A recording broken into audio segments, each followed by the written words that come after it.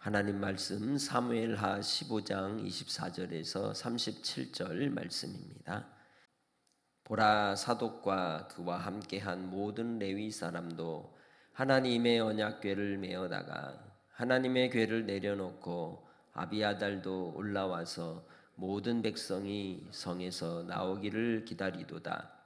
왕이 사독에게 이르되, 보라, 하나님의 궤를 성읍으로 도로 메어가라. 만일 내가 여호와 앞에서 은혜를 입으면 도로 나를 인도하사 내게 그 궤와 그 계신 데를 보이시리라.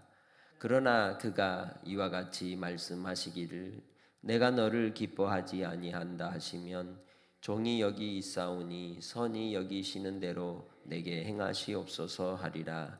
왕이 또 제사장 사독에게 이르되, 네가 선견자가 아니냐?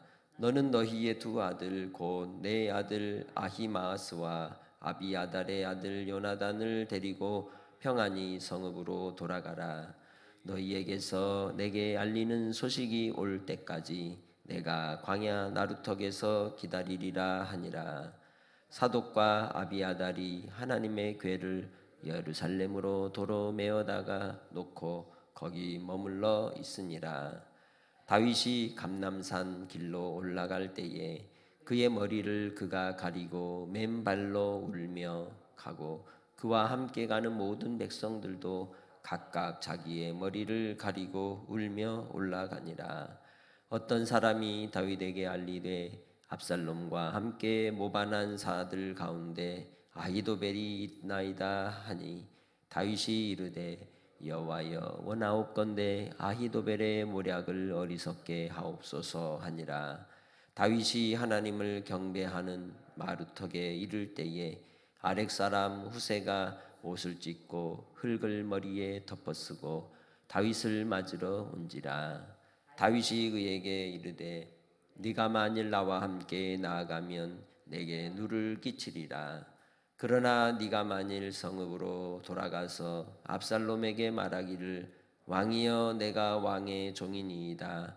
전에는 내가 왕의 아버지의 종이었더니 이제는 내가 왕의 종이니이다 하면 네가 나를 위하여 아히도벨의 모략을 패하게 하리라.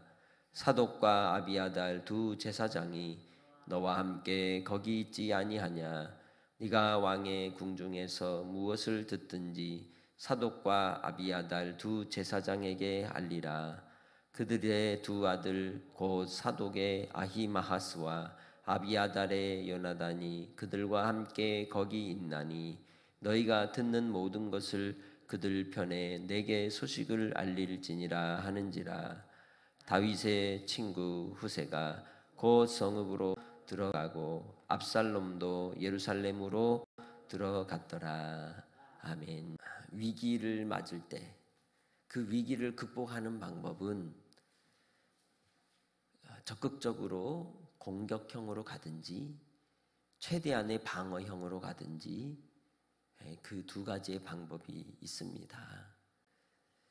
그래서 우리가 어떤 위기의 상황에서 자기를 부인하고 혹은 회피하고 피하려고 하는 방법보다는 적극적으로 자기 자신을 철저히 시인하고 인정하고 내려놓고 시작할 때 방법이 더 나오게 되는 것이죠. 다윗이 그의 아들 압살롬이 예루살렘으로 향하여 올 때 그는 모든 것을 다 내려놓고 떠나게 됩니다. 그리고 이미 압살롬에게 백성들의 지지가 넘어간 것을 인정하고 그 자리를 떠나게 되죠. 다음을 준비하는 겁니다. 그때에 함께 그를 따라온 이들 가운데 제사장과 그리고 하나님의 법궤를 짊어지고 나오는 레위인들이 있었습니다. 다윗이 피난할 때에 함께 했던 사독과 아비아달의 제사장들이 하나님의 궤를 가지고 나올 때 다윗은 그것을 원치 않았습니다.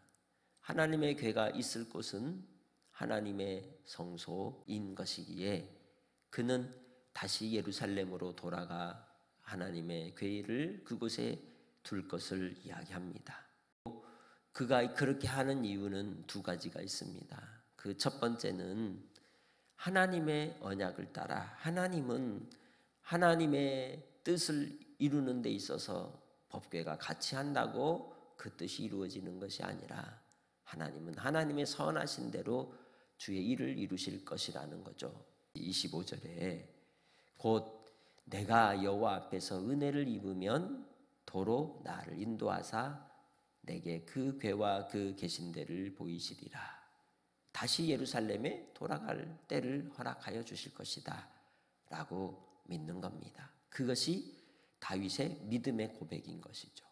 하나님의 궤가 있는 곳으로는 내가 돌아가게 하실 것을 하나님께 구하는 간절함이 바로 본문 가운데 나타나고 있는 겁니다.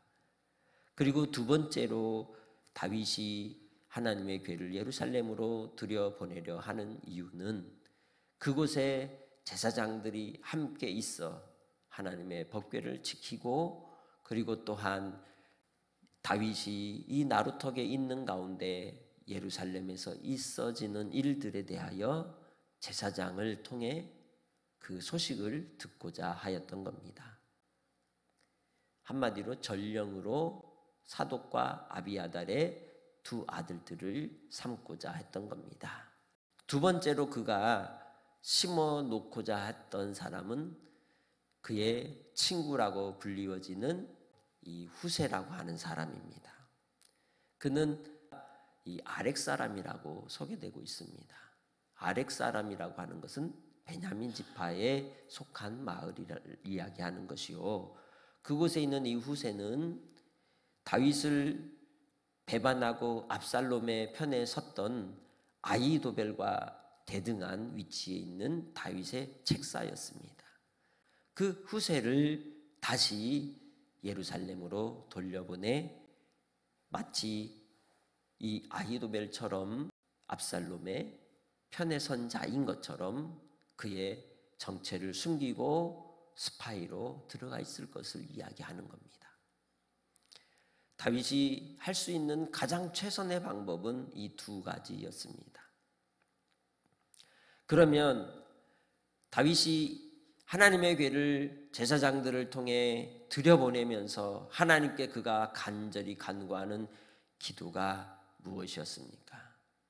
하나님이 원하시면 내게 다시 돌아가게 하실진대 내가 너를 기뻐하지 아니한다 하시면 종이 여기 있사오니 선히 여기시는 대로 내게 행하시옵소서라고 기도하는 겁니다.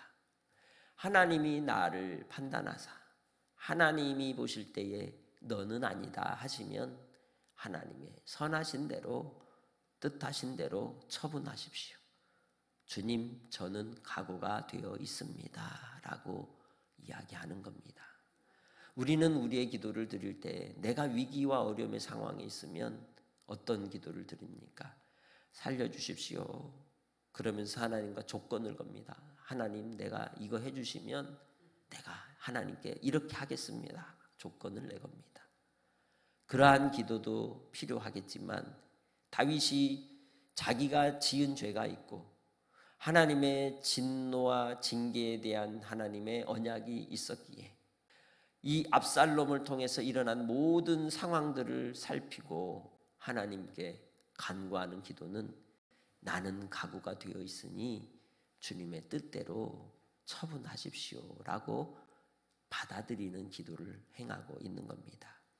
그래서 다윗이 맨발로 눈물을 흘리며 주님 앞에 그렇게 나아가고 있는 겁니다.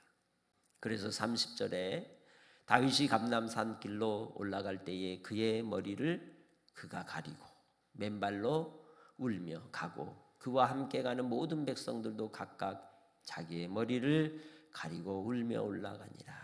그게 하나님께 자기의 모습을 드리는 참회의 모습인 것이죠.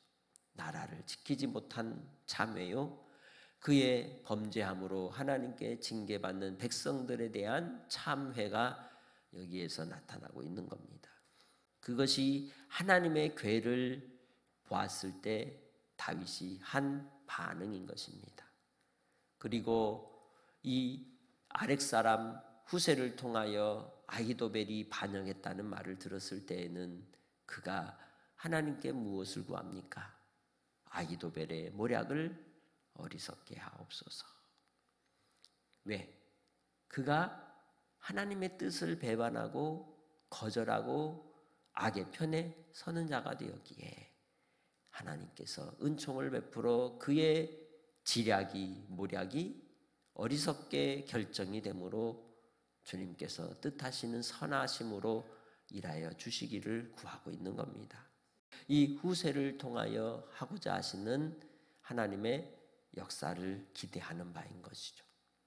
그래서 이 다윗을 만났을 때 후세가 옷을 찢고 흙을 머리에 덮어쓰고 맞이하면서 안타까이 하며 같이 하려고 했지만 다윗은 오히려 후세가 같이 하는 것이 내게 누가 되니 너는 압살롬에게 가서 압살롬과 함께 하는 자인 것처럼 마음을 속이고 그리고 또한 그 계략과 전략 가운데 함께 하라라고 부탁을 하고 있는 것입니다. 그는 비록 눈물을 흘리고 참여하는 그러한 과정이지만 결코 두려움이 없이 행하는 태도인 것을 본문 속에 나타나고 있습니다. 그리하여 이 후세를 통하여 주어진 임무는 무엇입니까? 네가 만일 성읍으로 돌아가서 압살롬에게 말하기를 왕이여 내가 왕의 종이니이다. 전에는 내가 왕의 아버지의 종이었더니 이제는 내가 왕의 종이니이다 하면 네가 나를 위하여 아히도벨의 모략을 패하게 하리라. 할렐루야. 하나님은 신실하게 주를 섬기고 믿는 자들에겐 반드시 살 길을 열어주십니다. 고린도전서 10장 13절에 말씀하듯이 우리에게 피할 길을 열어주셔서 승리의 깃발을 높이 올리고 마지막 승전가를 부르게 하시는 하나님이십니다. 우리가 잔머리를 쓰고 잘못된 선택을 할 때 그 일로 인하여 낭패를 보는 것이지 순간순간마다 하나님의 도우심을 구하고 하나님의 뜻을 구하면 하나님은 구원의 역사를 이루실 줄 믿습니다. 그래서 이 후세에게 먼저 보낸 제사장의 두 아들 이 요나단과 아히마스를 통하여 상황들을 전해주면 그들이 전령이 되어서 내게 소식을 알려 어떤 문제가 있으면 어떻게 행해야 될지를 전해주거라 라고 얘기하는 겁니다. 우리는 수세에 몰렸을 때가 내가 죽을 때가 아닙니다. 망할 때가 아닙니다. 그때조차도 하나님은 하나님을 의지하는 자에게 살 길을 열어주시는 것입니다.